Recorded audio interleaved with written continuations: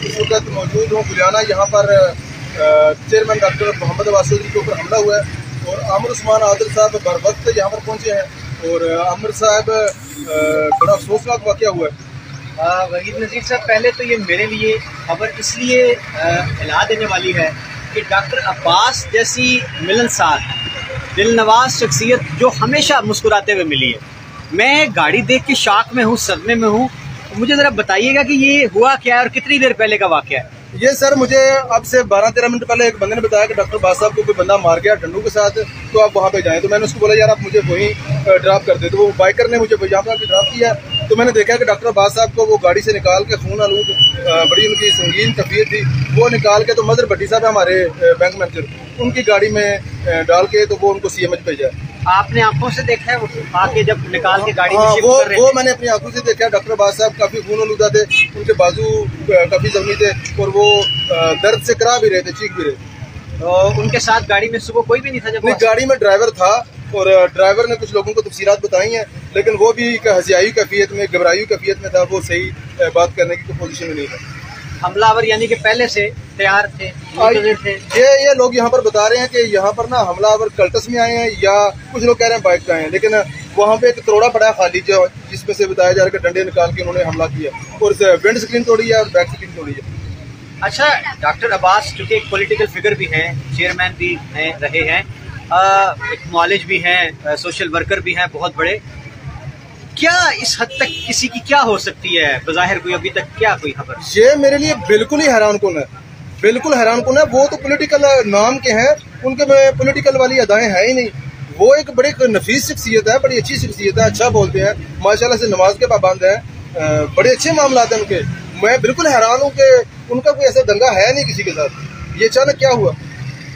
बिल्कुल नाज़रीन, ये मैं समझता हूँ कि हमारा मुआशरा जिन अखलाकी कदरों को ज़वाल पजीर लेके आखिरी दमों पर है कि अगर डॉक्टर अब्बास जैसी शख्सियत पूरे ज़िले की गैर मुतनाज़ा शख्सियत और डॉक्टर्स कम्युनिटी के भी वो रहनुमा हैं, और मैं बता रहा हूँ कि वो इतने दिल नवाज हैं कि हमेशा जब भी मिले मुस्कुराते हुए मिले, और गुलियाना में जितने रफाई काम हैं हमेशा उनका लीडिंग रोल रहा है। तो अगर गाड़ी आप देख रहे हैं जिस तरह से बुरी तरह से गाड़ी को तोड़ फोड़ किया गया है, और जिस तरह से वहीद नज़ीर साहब बता रहे हैं कि जिस तरह डॉक्टर अब्बास पर बहिमाना तशद्दुद किया गया है, वो काबिल मुज़म्मत है। और मैं समझता हूँ कि इसको इंतज़ामिया को एक टेस्ट केस के तौर पर लेना चाहिए।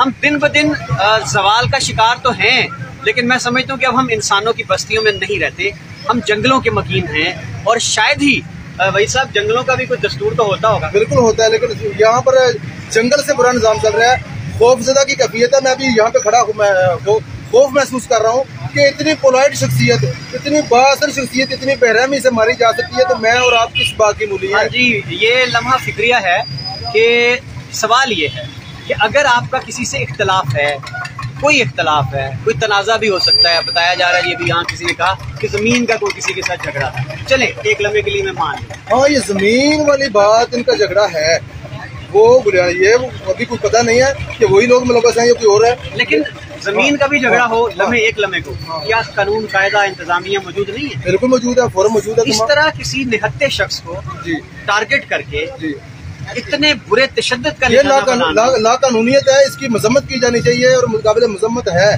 कि कोई भी आपका इख्तिलाफ है, कम से कम आप उसको मिल बैठ के बांट के सरकारी तरीके से, हुकूमती तरीके से, आप कोर्ट है तो आप अपने मामला हल कर सकते हैं। इससे पहले भी देखे ना, बारहा ऐसे वाकयात हुए।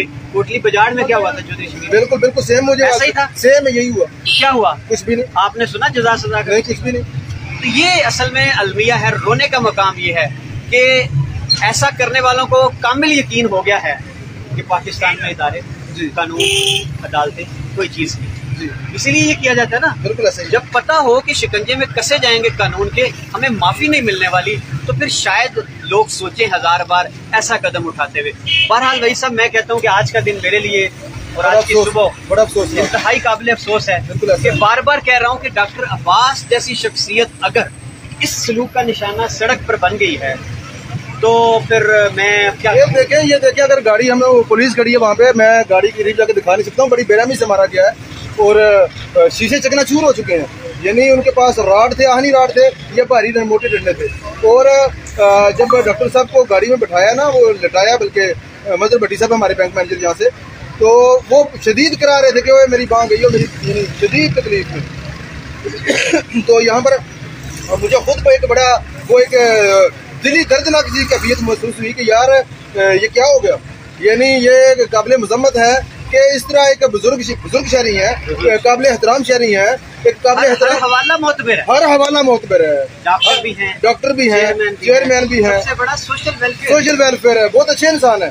ठीक है, बिलीव मी, मैं मुझे कभी भी उनके साथ कोई इख्तिलाफ नहीं रहा। और इतनी नफीस शख्सियत के साथ इतना बुरा हो जाना, ये हमारे लिए बहुत अफसोसनाक भी है। तो अमर भाई, मुझे ये बताएं, बतौर सिविल सोसाइटी हमें डॉक्टर अब्बास साहब के केस को लेके क्या करना चाहिए? देखिए वहीद साहब, मैं समझता हूँ कि आज ये जो हमला हुआ है, ये डॉक्टर अब्बास पर नहीं हुआ, ये अमन के चेहरे पर हुआ है, ये शराफत के चेहरे पर हुआ है। ये ज़रबें जो लगी है ना, ये हमारे माशरे पर लगी है।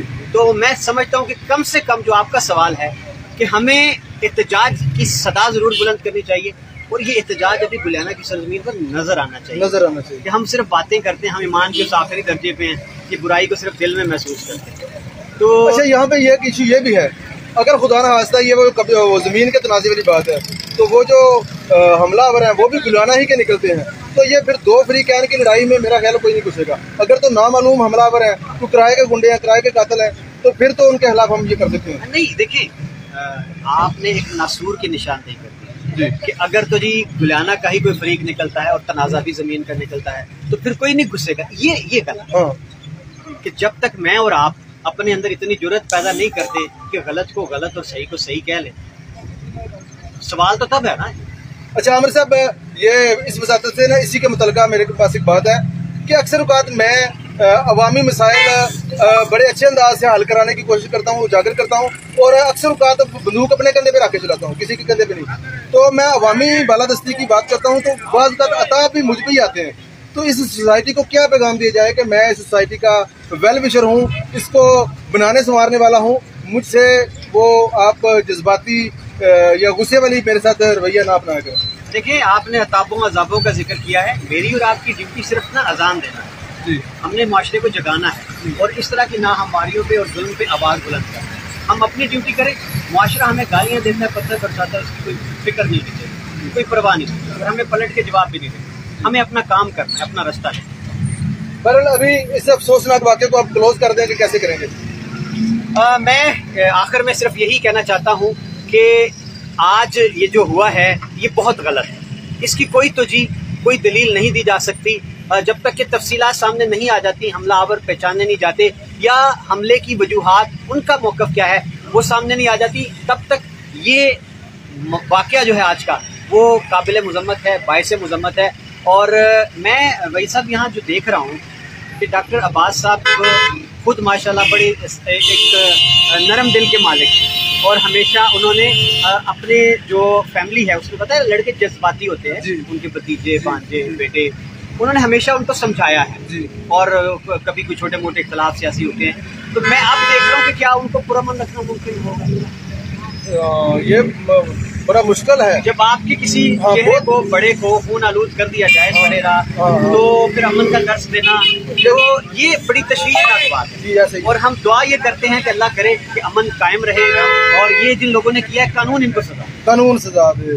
अच्छा सर, बड़ा ही अफसोसनाक रोना आता है कि वतन अजीज में कानून की अमलदारी जो है वो खत्म होती जा रही है, खत्म हो चुकी है। तगड़े बंदे का अपना कानून है। कानून अगर शिकंजे के लिए ना, फांसी के लिए, तो वो मेरे और आपके लिए। तो ये बड़ी अफसोसनाक सूरत हाल है। अल्लाह ताला इस वतन पे रहम करे, इस मुल्क पे रहम करे, कोई ऐसी अहल की आदत आए जो लॉ एंड ऑर्डर को मजबूत करे, और जहाँ पर हर आदमी को तहफ़्फ़ुज़ महसूस हो, ना कि खौफज़दा वाली कैफियत। बहुत शुक्रिया आमिर साहब, आपने हमें जान किया।